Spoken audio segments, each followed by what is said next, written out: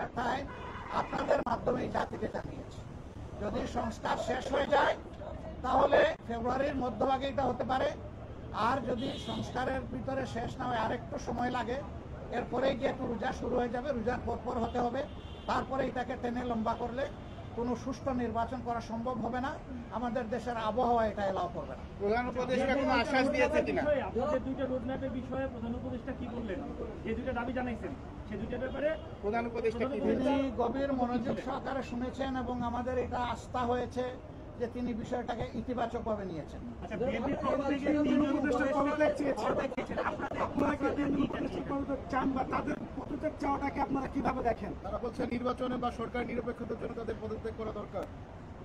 পদত্যাগ চাইলো বিএনপি আর ফতোয়া দিবে জামাতে ইসলামী, এটা কি মানায়? তারা যারা পদত্যাগ চেয়েছেন এই ব্যাপারে তারাই ব্যাখ্যা ভালো দেবে। আমরা কারোই কোনো পদত্যাগ চাই না। নিরপেক্ষতা নিয়ে কোনো প্রশ্ন আছে কিনা? এই সময় আমরা যখন ওই রকম প্রয়োজন অনুভব করব তখন আপনাদের মাধ্যমে জানাই দেব। মিটিংয়ের মাধ্যমে কি অস্থিরতা দূর হবে মনে করছেন? এই যে অস্থিরতার অবস্থা বিরাজ করছে, আপনারা আমরা আশাবাদী কতটুকু দূর হবে মনে করছেন? পুরাটাই দূর হবে ইনশাল্লাহ।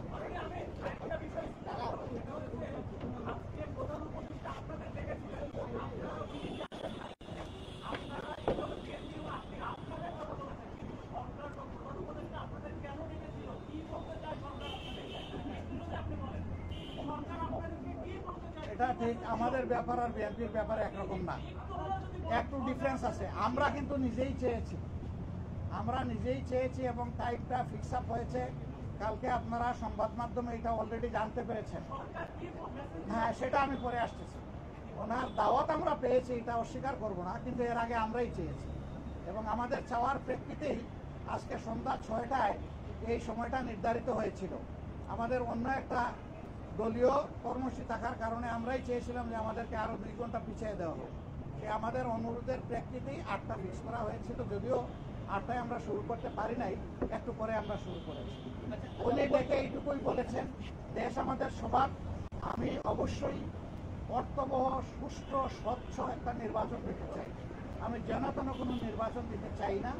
এবং তিনি আমাদের কথা মনোযোগভাবে শুনেছেন আর বলেছেন যে আপনাদের পরামর্শগুলা আমি প্রয়োজন মনে করি, আপনারা যে পরামর্শ দেবেন অবশ্যই আমি এগুলা কনসিডারেশন নেব, অন্যদের কথাও আমি শুনবো এবং আগামীকালকেও তিনি আরো অনেকগুলা দলকে দাওয়াত দিচ্ছেন, তাদের কথাও তিনি শুনবেন। সবার কথা শোনার পরে তিনি আশা করি তার একটা সিদ্ধান্ত তিনি ম্যাচিউর করবেন। সবাইকে ধন্যবাদ, অনেক অনেক ধন্যবাদ। আরো দেখা হবে, সাংবাদিক বন্ধুদের সাথে আরো অনেক দেখা হবে। আসসালামু আলাইকুম রহমতুল্লাহ।